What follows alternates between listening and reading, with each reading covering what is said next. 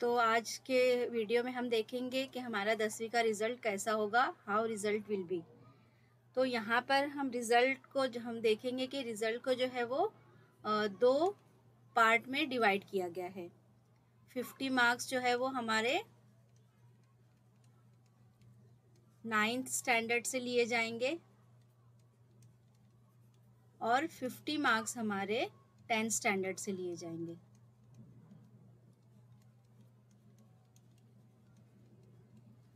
अब 10th standard को भी मार्क्स को 50 मार्क्स को दो पार्ट में डिवाइड किया गया है। 30 मार्क्स जो है वो और 20 मार्क्स हमारा इंटरनल असेसमेंट, यानी कि जिस तरह से बोर्ड एग्ज़ाम नॉर्मली अगर होते तो 20 मार्क्स का हमारा इंटरनल मार्क्स होता, यानी ओरल, प्रैक्टिकल, असाइनमेंट, प्रोजेक्ट। तो ये इस पर आपको ये 20 मार्क्स मिल जाएंगे। और ये 30 मार्क्स में क्या क्या इंक्लूडेड होगा? नंबर 1 आपका प्रीलियम, फिर फर्स्ट सेमिस्टर या और भी जो भी एक्टिविटी स्कूल वालों ने एज ए एग्ज़ाम के तौर पर ली होगी।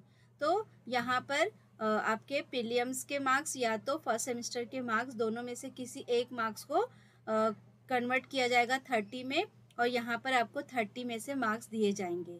और इसी तरह से ये है जो हमारा ओरल, प्रैक्टिकल और असाइनमेंट, प्रोजेक्ट वगैरह जो भी है वो इस पर डिपेंड होगा। तो अभी ये मार्क्स जो है वो हमारा बाकी है लेना। तो अगर आपको स्कूल से असाइनमेंट, प्रोजेक्ट सबमिट करने के लिए कहा जाए तो आप लोग सीरियसली जमा कीजिए, क्योंकि आपके 20 मार्क्स उस पर है और वो मार्क्स भी इसमें रिज़ल्ट में इंक्लूड किए जाएंगे। अगर आपने जमा नहीं किया, सबमिट नहीं किया, तो आपके परसेंटेज पे जो है वो उसका असर पड़ सकता है।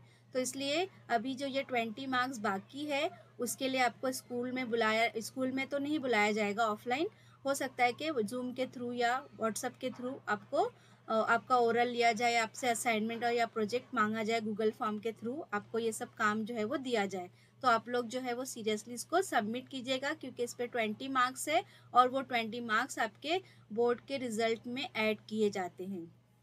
अब यहाँ पर हम 9th स्टैंडर्ड की बात करते हैं। तो 9th स्टैंडर्ड में हमारा एग्ज़ाम हुआ था फर्स्ट सेमेस्टर यूनिट टेस्ट, और इसी तरह से उस बेस पे हमारा सेकेंड सेमेस्टर के रिज़ल्ट बनाए गए थे। तो वहाँ पर जो भी मार्क्स होंगे उसको 50 में कन्वर्ट किया जाएगा और उसमें से 50 में लिया जाएगा। अब यहाँ पर एग्ज़ाम्पल के तौर पर अगर आपको इंग्लिश में 80 मार्क्स मिलते हैं तो इसको कन्वर्ट किया जाएगा 50, यानी कि यहाँ से आपका ये 40 मार्क्स मिल गया आपको। हम यहाँ पर एक सब्जेक्ट को लेकर बात करते हैं इंग्लिश में। इस तरह से हमको 80 में से ये 40, हमने इसको 50 में कन्वर्ट किया, यानी कि 100 मार्क्स का हमारा पेपर होता है। तो 50 में कन्वर्ट करना यानी इसको आधा करना, तो जो भी मार्क्स हमको मिले होंगे वो हाफ कर दिया जाएगा, या जो भी सिस्टम स्कूल वाले इस्तेमाल करें, सबका अपना अपना जो भी मेथड होगा, यानी कि उसको 50 में कन्वर्ट किया जाएगा। इसी तरह से जो हमारे प्रीलिम्स के मार्क्स होंगे उसको जो भी मार्क्स हमको मिले होंगे उसको 30 में कन्वर्ट किया जाएगा और आपको 30 में से मार्क्स दिए जाएंगे।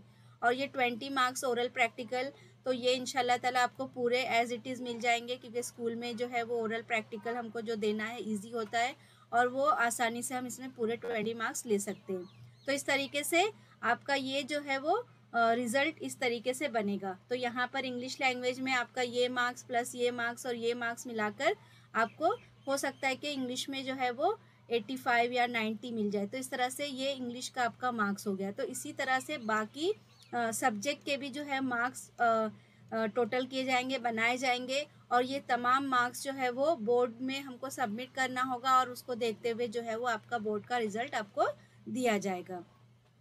तो इस तरीके से हमको रिज़ल्ट बनेगा आप लोगों का।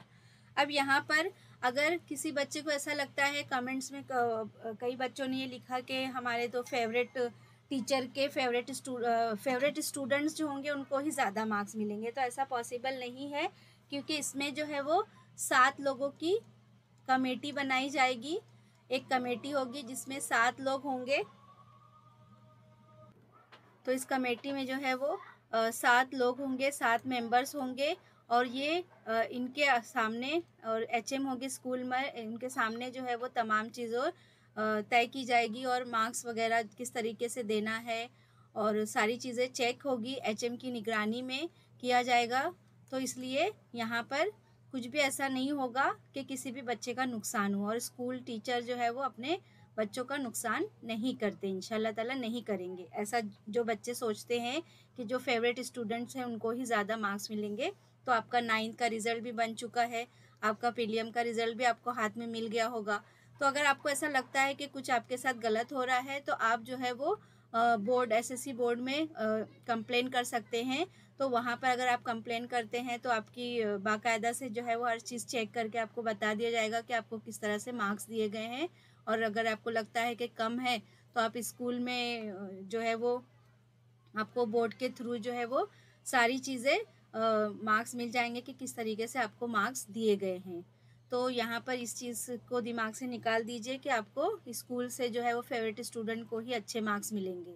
ऐसा बिल्कुल भी नहीं है, क्योंकि यहाँ पर वर्षा गायकवाड़ मैडम ने ये जो 9th स्टैंडर्ड का रिज़ल्ट इसमें ऐड करने के लिए कहा है, ये एक बहुत अच्छी चीज़ है, क्योंकि 9th का रिज़ल्ट बन चुका है। यहाँ पर जो है वो कोई भी गलती या कुछ भी गलत होने के इम्कानात कम हो जाते हैं। तो और प्रीलिम्स के भी रिज़ल्ट बन चुके हैं और हमारे हाथ में मिल चुके हैं। जो भी हमारा ऑनलाइन एग्ज़ाम हुआ होगा, ऑफलाइन एग्ज़ाम हुआ होगा, असाइनमेंट फॉर्म में हुआ होगा, जिस तरीके से भी हुआ होगा, तो इसको प्रीलिम्स के रिज़ल्ट के फॉर्मेट में बनाकर कई स्कूलों ने जो है वो बच्चों को हाथ में दे दिए हैं। तो इस तरीके से ये 2 मार्क्स जो है वो आपके हाथ में है। सिर्फ आपको ये 20 मार्क्स जो है वो इंटरनल मार्क्स ये आपका भी बाकी है। और इसके अलावा भी अगर किसी बच्चे को लगता है कि उसने 9th में मेहनत कम किया, वहाँ पर उसको मार्क्स कम है और उसकी वजह से उसका परसेंटेज जाहिर सी बात है डाउन होगा, तो ऐसे बच्चे जो है वो ऑफलाइन एग्ज़ाम दे सकते हैं। ऑफलाइन एग्ज़ाम जो है वो सारे हालात जब इंशाल्लाह ताला जून जुलाई तक बेहतर हो जाएंगे, तो वहाँ पर आपका जैसे नॉर्मल बोर्ड एग्ज़ाम होता था उस तरह का ऑफलाइन एग्ज़ाम भी रखा जाएगा। जो स्टूडेंट्स ऑफलाइन एग्ज़ाम देना चाहते हैं वो जून या जुलाई के एंड में ये एग्ज़ाम रखा जाएगा, तो आप ये एग्ज़ाम जो है वो अपीयर कर सकते हैं और आप अच्छे परसेंटेज ला सकते हैं, अगर आपको ऐसा लगता है कि आपने 9th की बनिस्बत 10th में ज़्यादा मेहनत की है तो। अब यहाँ पे एक चीज़ ध्यान रखिए कि कोई भी बच्चा जो है वो एसएससी एग्ज़ाम में फ़ेल नहीं होगा, ठीक है। 10th में कोई भी बच्चा फ़ेल नहीं होगा, किसी को भी फ़ेल नहीं किया जाएगा। तो स्कूल में जो भी आपके असाइनमेंट प्रोजेक्ट्स अगर बाकी है या सबमिट नहीं हुआ है, नहीं किए, आपने स्कूल से कोई कांटेक्ट नहीं किया है, नहीं रखा है, तो आप लोग जो है वो स्कूल्स में जाकर ऑफिस में कांटेक्ट करें कि अगर आप एब्सेंट रहे या असाइनमेंट प्रोजेक्ट नहीं सबमिट किया या जो भी उनका फॉर्मेट था एग्ज़ाम का वो आपने कंप्लीट नहीं किया है, तो आप उसके लिए जाकर बात कर लीजिए और सबमिट कर दीजिए। तो इस तरीके से यहाँ पर हमारा रिज़ल्ट इस तरीके का होगा। और इसके बाद में अब इसके बाद हम देखते हैं कि ये तो हो गया हमारे रेगुलर स्टूडेंट का रिज़ल्ट। जो बच्चे रेगुलर होते हैं, पहली से लेकर 10वीं तक कंटिन्यू पढ़ाई करते हैं, वो रेगुलर स्टूडेंट हो गए। कुछ बच्चे ऐसे होते हैं जो प्राइवेट होते हैं, स्कूल नहीं जा पाते, तो वो 17 नंबर का फॉर्म भरते हैं, तो उनका रिज़ल्ट जो है वो किस तरीके का होगा। तो उसका रिज़ल्ट हम देखते हैं। उनका रिपीटर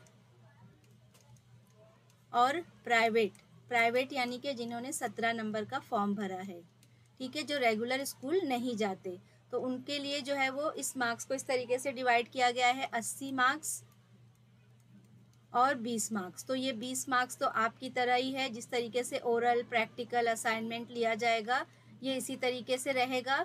और जो ये 80 मार्क्स है, तो ये जो है वो उनका प्रीवियस रिकॉर्ड, यानी उन्होंने जो भी एग्ज़ाम दिया होगा 10वीं प्राइवेट फॉर्म भरने से पहले उन्होंने जो भी एग्ज़ाम अपीयर किया होगा, उस एग्ज़ाम में उनको कितने मार्क्स मिले हैं, वहाँ पर इसको ये कन्वर्ट किया जाएगा 80 मार्क्स में।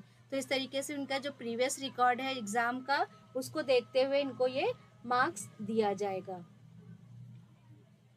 और फिर इसके बाद में इनका परसेंटेज जो भी 10वीं का होगा वो डिसाइड किया जाएगा। तो इस तरीके से ये रिपीटर, प्राइवेट और जो 17 नंबर का फॉर्म यानी कि जिन्होंने भरा है उनके लिए ये मेथड इस्तेमाल किया जाएगा। अगर ये भी अपने रिज़ल्ट से सेटिस्फाइड नहीं है तो ये भी ऑफलाइन एग्ज़ाम जो है वो जून या जुलाई में जब भी लिया जाएगा उस वक्त ये ऑफलाइन एग्ज़ाम दे सकते हैं। अब इसके बाद में हम देखते हैं कि किस तरीके से हम अपना how to get admission in 11th admission. हम अपने 11th में किस तरीके से एडमिशन ले सकते हैं। बच्चे कंफ्यूज है कि सीईटी क्या है, देना है नहीं देना है। तो सीईटी जो है वो कंपलसरी नहीं है हमारे लिए। सीईटी हमारे लिए टोटली ऑप्शनल है। अगर आप देना चाहें तो दे दीजिए, नहीं देना चाहें तो नहीं भी देंगे तो कोई परेशानी नहीं होगी। लेकिन ये होगा कि यहाँ पर सीटी का जो 11th एडमिशन का जो मेथड है, प्रोसेस है, वो आप थोड़ा सा समझ लीजिए और उसके बाद डिसाइड कीजिए कि आपको सीईटी एग्ज़ाम देना है या नहीं देना है। तो यहाँ पर हम देखेंगे कि how to get admission in 11th standard. तो 11th स्टैंडर्ड में एडमिशन लेने के लिए यहाँ पर हमारे पास दो प्रोसेस रखा गया है। एक तो सीईटी के थ्रू हम एडमिशन ले सकते हैं और दूसरा जो है वो डायरेक्ट 10th स्टैंडर्ड के रिज़ल्ट के बेस पर हम डायरेक्ट एडमिशन भी ले सकते हैं। अब यहाँ पर सीईटी ये ऑप्शनल तो कहा गया है हमारे लिए, लेकिन अगर हमको अच्छे कॉलेजेस में एडमिशन लेना है तो सीईटी अपीयर करना हमारे लिए ज़रूरी है।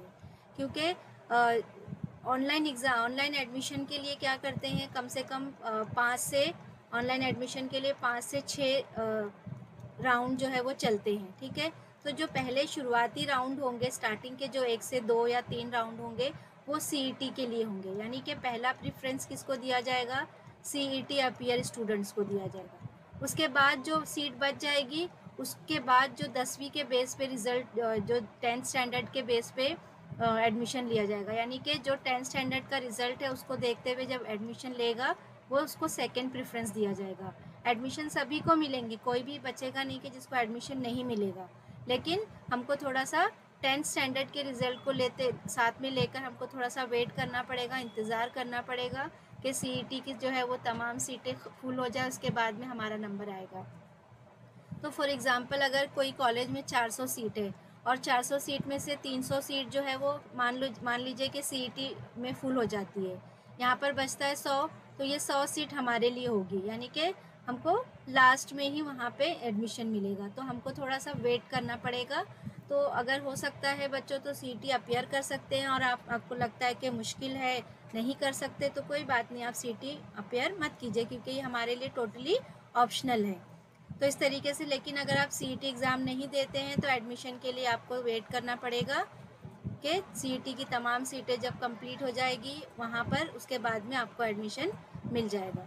तो इस तरीके से ये दो ऑप्शन आपके लिए रखा गया है। तो पहला प्रेफरेंस सीईटी के स्टूडेंट के लिए होगा और बाद में 10th स्टैंडर्ड के रिज़ल्ट के बेस पर आपको एडमिशन दिए जाएंगे। तो आपको टॉप कॉलेजेस अगर चाहिए तो आपको सीईटी देना जो है वो कंपलसरी है, क्योंकि टॉप कॉलेजेस में सीईटी के बेस पर ही एडमिशन फुल हो जाएंगे।